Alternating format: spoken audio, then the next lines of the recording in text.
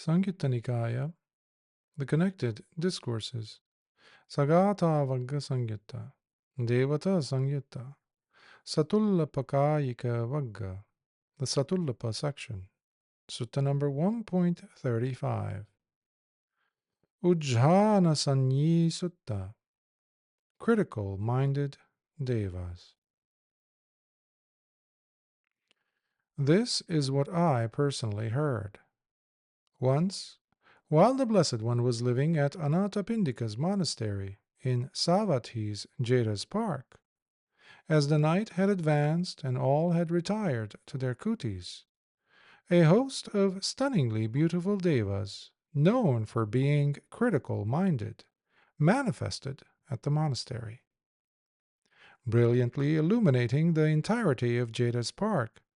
They then began approaching the Blessed One, but kept hovering in mid-air.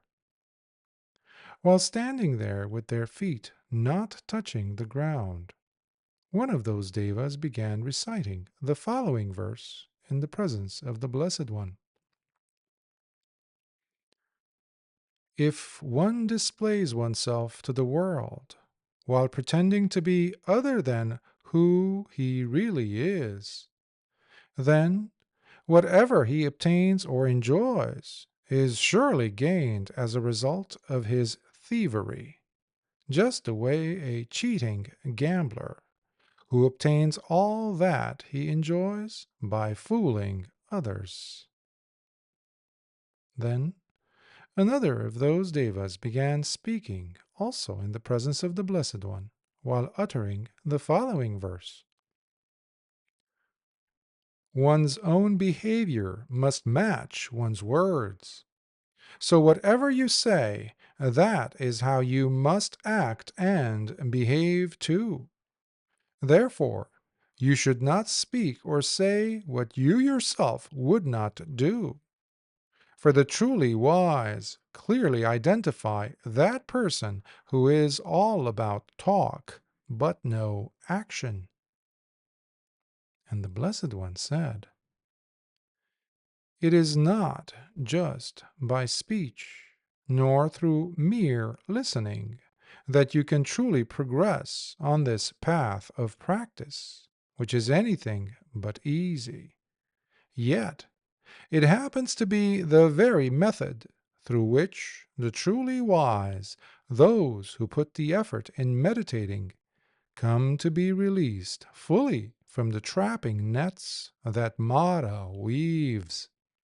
Therefore, the truly wise cannot be pretenders, for they genuinely know and understand the ways of the world, which is why it is only such wise ones who attain to the freedom that is Nibbana, as a result of their deep wisdom, who fully cross over the mire of craving for the world.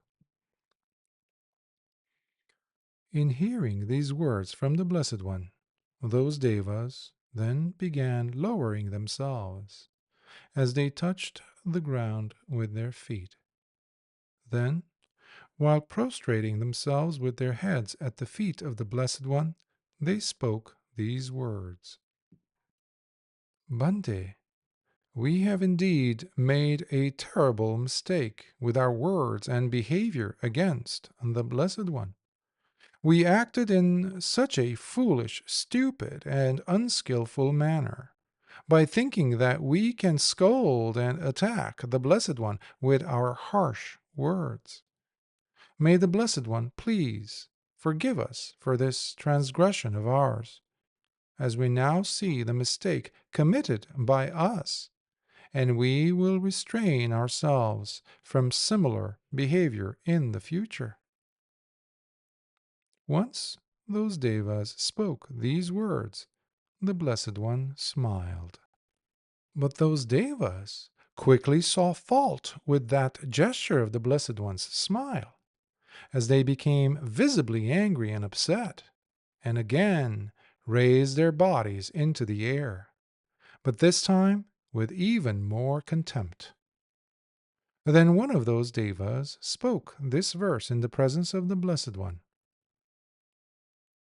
when one refuses to offer forgiveness to those who confess their mistake, while realizing their transgression, then, by choosing not to forgive, such a person will only be harboring hatred in their heart. For truly, by not welcoming the apology, such a non forgiving person would secretly be carrying enmity in his heart, one that's heavily dark with anger and spite. The Blessed One then replied, when no mistakes are committed here on our part, then surely in the absence of anger, spite, and hatred in the heart, how could there be any unskillfulness or enmity to speak of? Therefore, the one whom you continue to address remains faultless and untouched, just as before. And one more of those Devas spoke this verse in the presence of the Blessed One.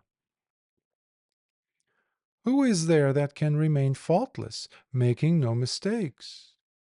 Who is it that can never lose their way by going astray? Who is that one who never becomes deluded, falling into perplexity or getting confused? And who is that wise one who is always mindful and aware? And the Blessed One said, it is the Buddha himself, the Tathagata, whose heart ever pours compassion towards all beings everywhere. For he is truly the one who remains faultless and makes no mistakes. He never loses his way by going astray, nor does he ever become deluded, falling into perplexity or getting confused, because he is the wise one, the one who is indeed always mindful and aware. And if forgiveness is not offered when apologies are made by those who, having realized their transgression, come forward and genuinely ask for one's pardon, in that case, one will indeed only be harboring hatred in their heart. For truly, by not welcoming the apology, such a non-forgiving person would secretly be carrying enmity in his heart, one that's heavily dark with anger and spite. Thus, I do not approve of being unforgiving nor of harboring hatred when others come to genuinely offer their apology, having realized their transgression, by asserting they would not repeat their transgression. Therefore, I had indeed already forgiven you all for your mistake. Sadhu, sadhu, sadhu.